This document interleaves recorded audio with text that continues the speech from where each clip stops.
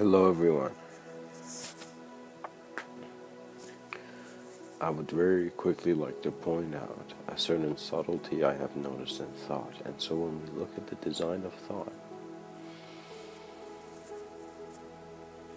the thinker dissolves into the moment.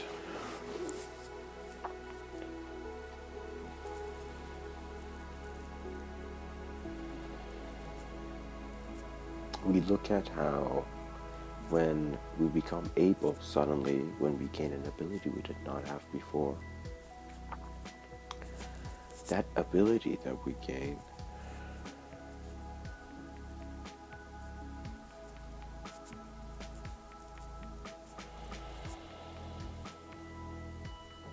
instantaneously presents the potential of that knowing in all our memories. So what man is forgetting is that a lot of his memories are being affected by his other memories. And so because he is receiving them in a very slowed down pace where there's a lag for a cause and effect relationship to occur, in essence,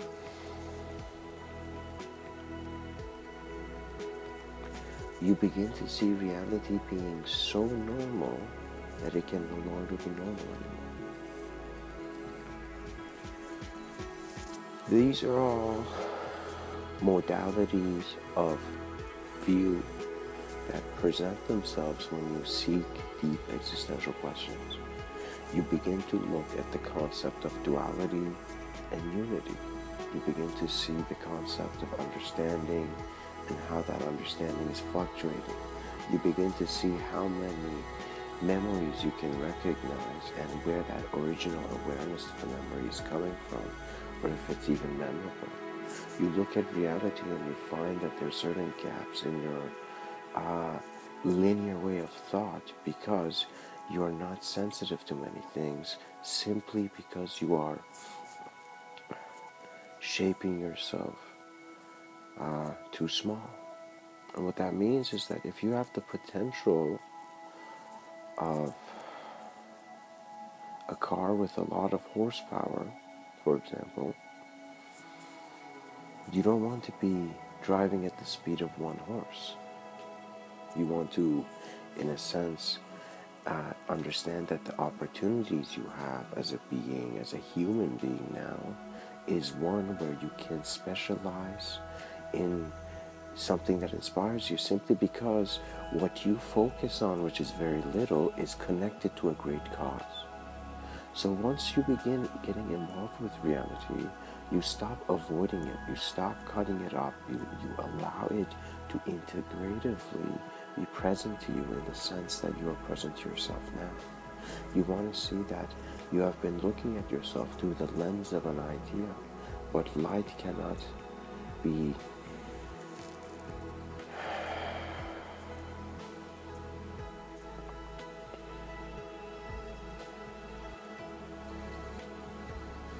shaded.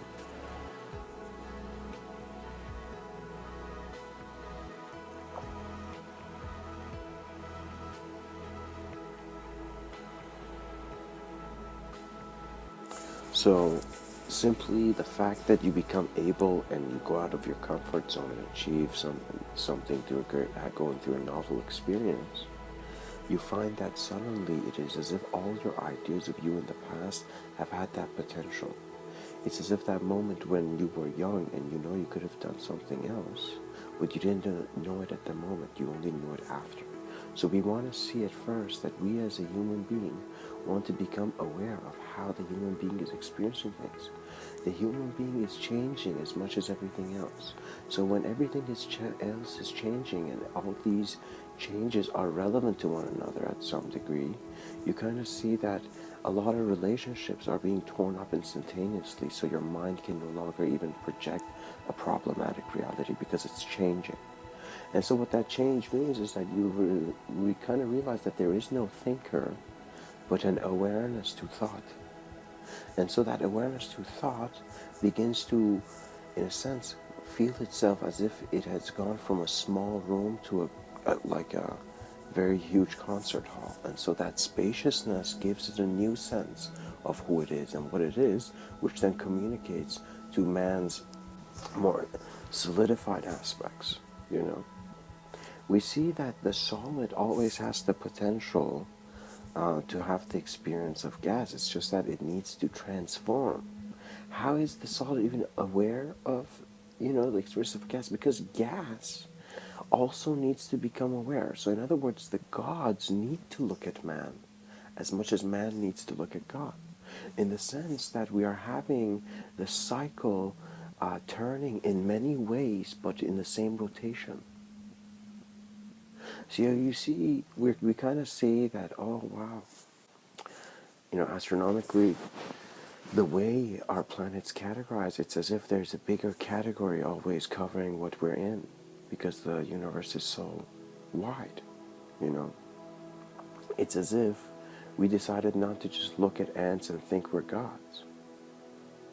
We decided to look up and see that we're the ants, and that what is watching us is at first our own ideas of a thinker or a watcher or a something. When we look at the word nothing, we see also the words no thing. And this is very important. You need to see that language is keeping up idea in your mind. And what I mean by keeping, just like a column. What that means is, if I am basing my next understanding of the moment based on completely on everything in the past, then the present cannot express itself properly.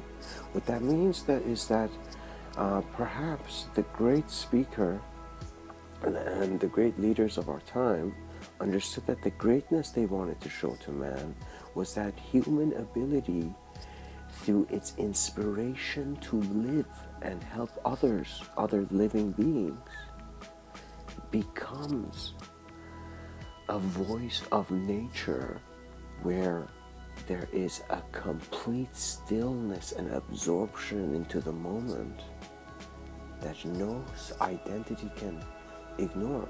Those people who find themselves to be going into these creative flows of suddenly doing crazy artwork, or going into channeled states or meditative states or any other state, or doing something in which you're consciously becoming more aware of the body for more than what the body is relevant to. When non-linear information comes to you, you don't first perceive it as non-linear, and you don't linearize it. In other words, your intelligence must accept it differently to a different sense of intelligence. So what that means is that we might not understand why a human being should be compassionate to every other being when survival seems so cruel. But as the fittest have learned that there is no fittest but the next man that walks this earth, we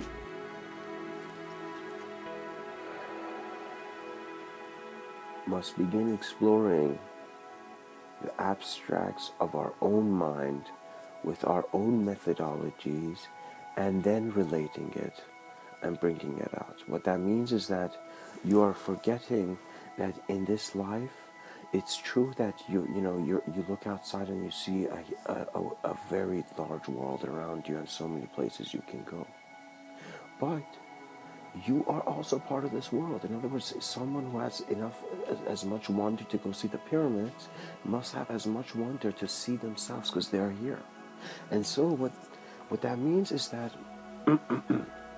mankind in the society that we have now has found great comfort in being covered with names, sound, and meanings collectively agreed upon to allow a sense of communication.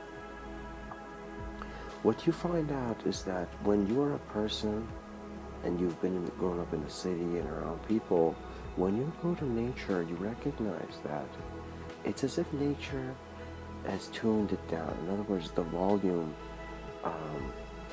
knob is turned down. In other words, nature is having a different party, and so it's not really partying, it's just naturally living. And so when natural living is based on your circumstance and your inability to look deeply at things, when it presents itself,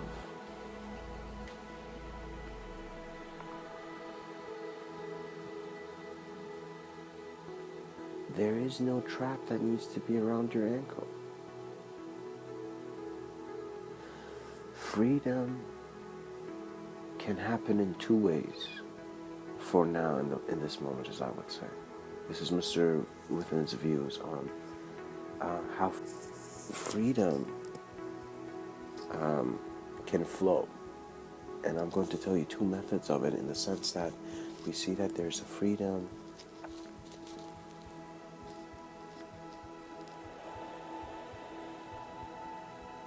which is a cage in a bigger cage, and so the one inside the first cage is trying to get out of the bigger cage without realizing that he's in the first cage. And so that sense of freedom can only happen when you begin confronting the immediate knots in the strings that you've, in a sense, pulled in this life.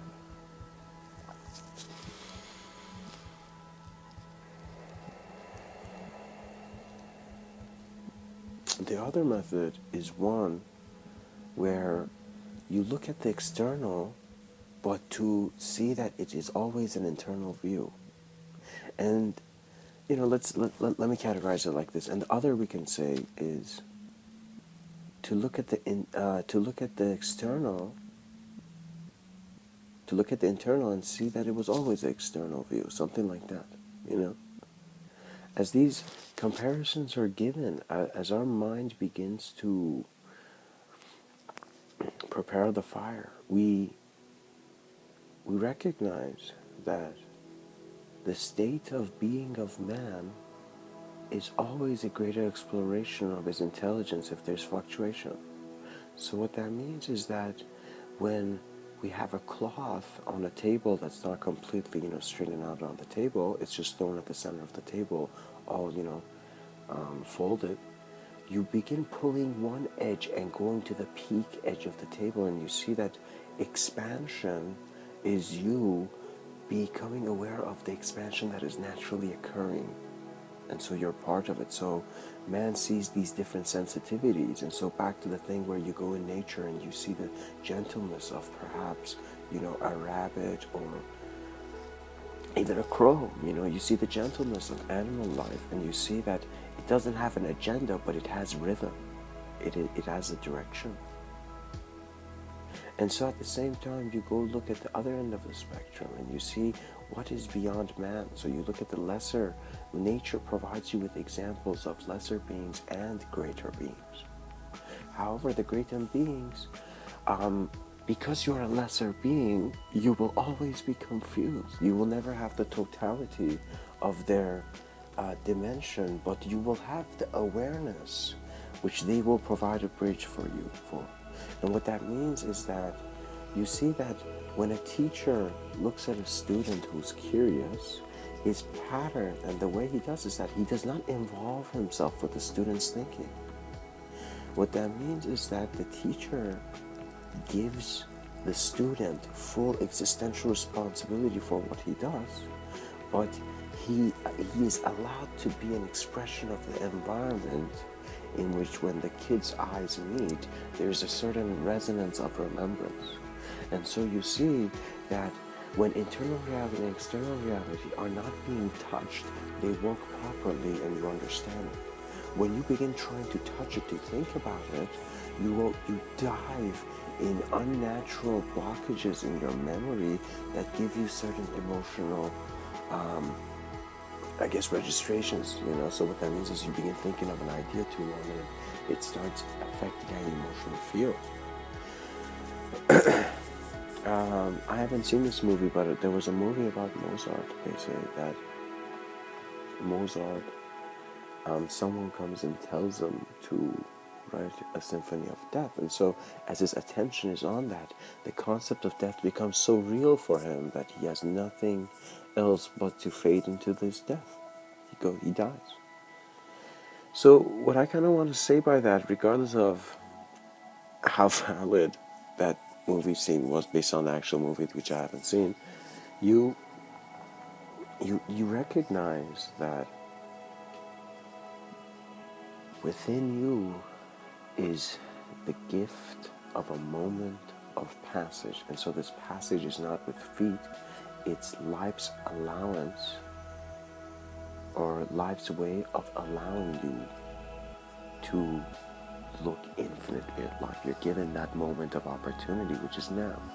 And so, regardless of how bad you feel about yourself, how stressed, depressed, or unable, or incapable, or, a mess up, or someone who, whatever you feel about yourself, you need to look at this and go touch the bottom of the pool. What that means is dive under that pressure and go and hold your breath and confront your fear immediately. Because one thing that the moment will provide you, if you immediately confront that which you were staying away from, was that your fear might not be clear when you look at it as if, what am I afraid of? I don't know. It is only clear when you see, if you increase the intensity of your experience, how are you feeling? So what that means is that you might look at a skydiving catalog and be like, or brochure and be like, oh yeah, that sounds fun, no worries, let's do it. And then you're right on the edge of the door where you're about to jump with the instructor behind you, and that has a different feeling. The way your bodies are conceived in space and time suggest their correlation or their allowance to even be correlated. So many beings do not recognize that their imagination is part of a greater mind, as all conception is. So when one man says, or as Bill Hicks has said, we are the imagination of ourselves, what that means is that all that we perceive and we think we can't perceive is being perceived by a greater perception, which innately we know, simply based on the essence that we are. You see, you don't actually have to work really hard to understand life. What you need to do is stop the reality that is not serving you, and in a sense allow the butterfly to land on your forehead gently, because it is a sense of coordination. It's as if I'm trying to hug you, but you constantly keep moving, and so you see that reality of motion is limiting you from a gentle embrace, because we need people to shake us so we can see that after we are shaken, we're still here. We need that one guy standing up and shouting at the top of his lungs that what is right is what is the greatest and most compassionate act of the human being. And if there's an immediate instant where you're not seeing compassion, if you truly are compassionate, you will simply instantly act. You will communicate in ways where you feel as if nature is doing the communication, the nature of your being. It's natural. The greatest hoax is that man has to think.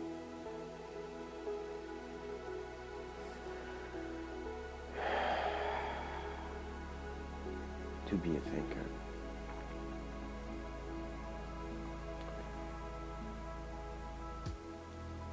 When we look at many Greek myths, we see that the gods walk on clouds. And so, how are these gods, how are these avatars or these Greek gods so certain that the cloud underneath them will not suddenly, make them fall. And so what I mean by that is that I'm not trying to dull down the mythology, but I'm trying to say that it's a beautiful metaphor by seeing that gods were on the lightest of platforms. And that in the sense that if you want to experience your greater sense of self, you need to be so tolerant of your changes that you observe the change holistically, rather than being caught in it individually because it's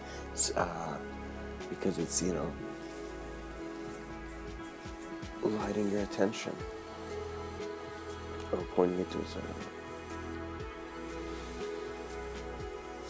When you see that memory is also trying to remember itself, there is an emptiness where there's a void where we see it's as if man's mind is not trying to always remember everything or memorize everything, but in a sense it's trying to remind itself that it knows everything, but the moment your eyes opened, your world was there.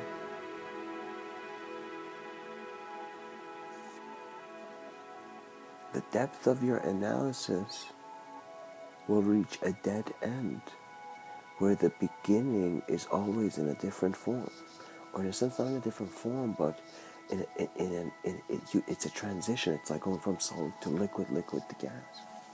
And it's not that these things need to be separate, because we see the potential of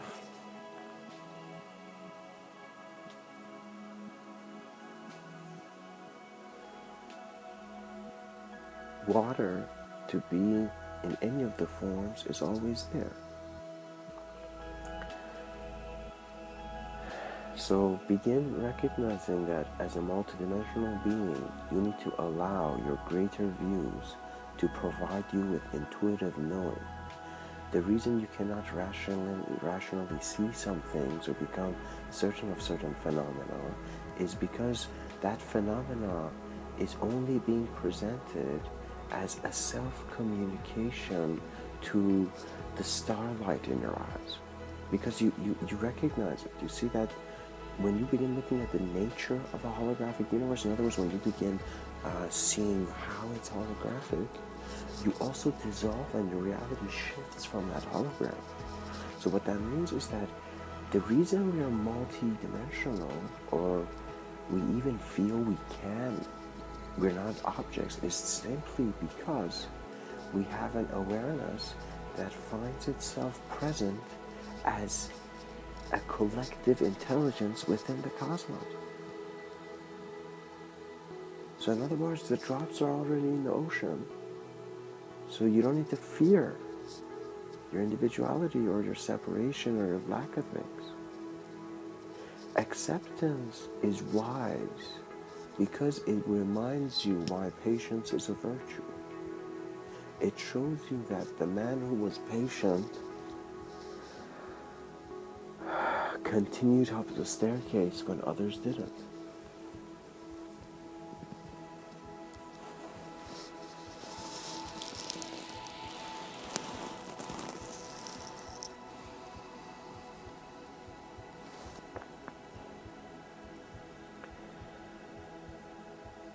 When you play with the sensitivity of the instrument that you're given, which is who you are in a sense right now, which is the body you have, the shape you have. When you're given a shape, that shape is here to inspire and excite new design. So when you realize that you are a shape never before seen, that you have a potential to do things that only you can because you've only been through certain experiences that create that opportunity, you must always allow yourself to progress towards your greater ability, and that means letting go of your comfort zone immediately. At times I realize some of the best things that I can do is that when I am in the wild, when I am there where I need to perform, there's no longer a comfort zone. My sense of comfort is present through my ability in the uncomfortable. So what I carry as a the reason you cultivate, for example, let's say gentleness, compassion, these very graceful attitudes in a lot of these Zen traditions and Buddhist traditions is because that cultivation gives you momentum to get a greater boost in recognizing what you are. A lot of people are distracted because, how would I say it? You as a being are not just a physical presence on the planet. So in a sense, the minute you are born and you are, in a sense, walking here, if you're distracted by ideas, your inner knowing, that innate knowing will feel as if it's one of its arms is being pulled. You recognize that the potential of experience is one that suggests infinite imagination, but we as the human being who is developing linear technologies don't want to just call it, an infinite abstraction. Don't want to leave it in the shadows. I want to bring imagination out, and I want mankind to explore this. Because once you explore it, you see that man has the potential to conceive or receive and then conceive instantaneously any reality. So what that means is that you have the potential to look at anything, and once you have the potential to look at anything, the space and time reference of that moment does not exist because it's connected to other moments. So the reason many people feel omniscient views is that because on one level of experiencing the moment, it's all the same moment. We are saying as humanity that the whole quantum physics analogy works perfectly when recognizing man's next step in his transcendence. Your mind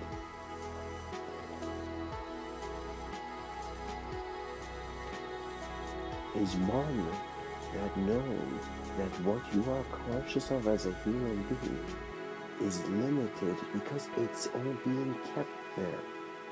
Just as how we say perhaps scientists or certain people have seen the observer effect, we recognize that it's as if our presence in this reality is being kept by a greater attention of design. And so, whoa, this sounds interesting because a lot of these ancient wisdom traditions talked about how our experience is part of, what is like a lot of eons to us is like nothing to another being who is looking at us, who we are in his eyes. So if the sun was a pupil, we would be that, but that's metaphoric. I'm saying that poetically. The sun's not a pupil. You just recognize that existentially the fabric of reality in your solar planes of awareness is being considered in ways that you could not imagine before, so it remodifies your imagination. So there's a subtle, it's as if sending a scout. So what that means is that you might, if you get a deja vu, know that your consciousness has presented itself to create that hologram. So you see that the way the hologram is being made is similar to a bunch of, let's say, collective beings holding flashlights on their individuality and seeing the many ways that they're individual. So we see inspiration is flowing in different ways because similar to how rivers and streams work, that's how the land's design is to create the path of flow. So we see that we are just a natural design of a human being. If someone didn't see us, they would just be like, we're just natural things. We're like ants on the planet, ants on the earth. But what it comes down to in actuality is that once you look at quantum physics and how one's experience of the moment goes with identification, similar to how there's an observer, and then suddenly when the observer leaves, the nature of, I guess, let's say that energy or that happening changes, So look at it in the sense that we are omnipresent when we are absorbed in a formless presence that is aware of all form within the moment. And this is what a lot of very peak creative experiences that are the next, strokes of Da Vinci in our culture, these guys, that is what they're doing. They're great allowance. We are understanding as beings first, before we are human beings, that the beingness aspect of us is always allowing our bodies to transition and change. So an aspect of us has always provided permission and allowance and infinite opportunity, and this is the aspect of us which we relate to God, which we say it's the observance of God, it's the divine attention on you. And this is actually what I say. I don't actually know if a lot of people follow these frames which I speak of, but this is my experience. So you see that once you're dissolved in that omnipresent moment, you cannot be convinced that you're only individual, because you have experienced the simultaneous projection that you're projecting, your immediate projection made a probability of, I guess, for it to be even possible.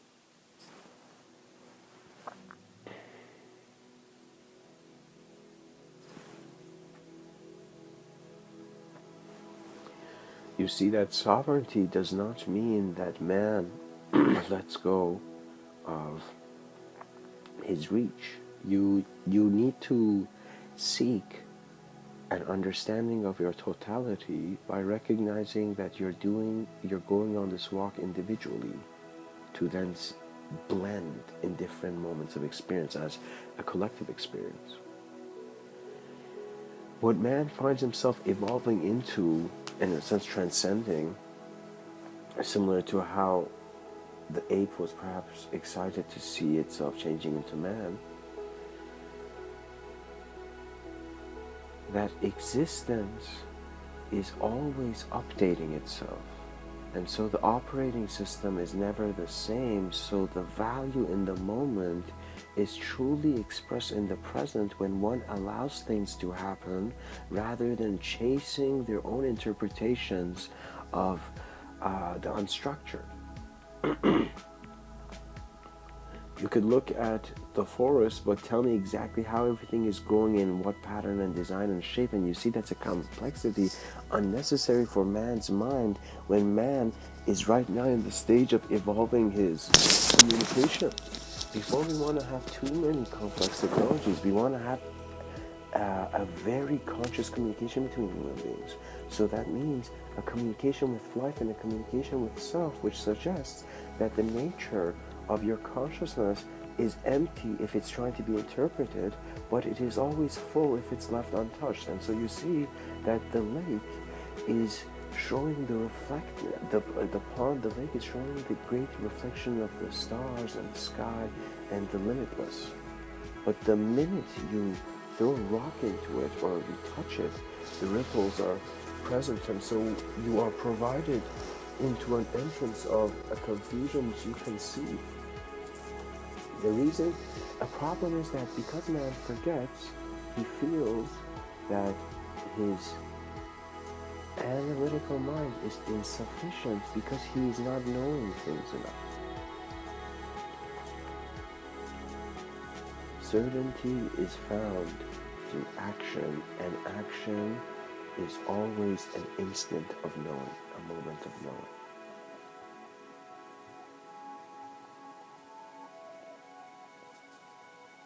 And forget the word forget. And recognize that you are always in your remembrance, you're basking in it. There's no moment that is irrelevant once you are relevant.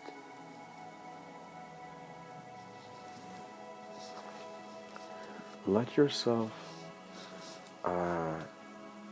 be inspired and be directed to a moment where you are naturally acting. When you let go of thinking, you actually observe and receive a simultaneous experience of both your imagination and its physical body as well.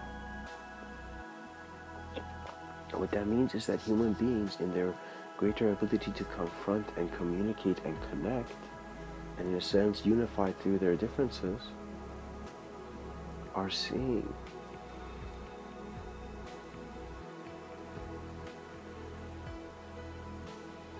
That nature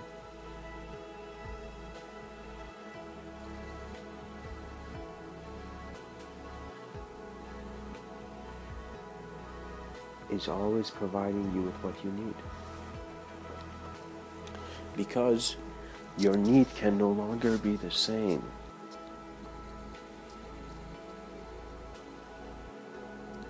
When a light hits your eyes,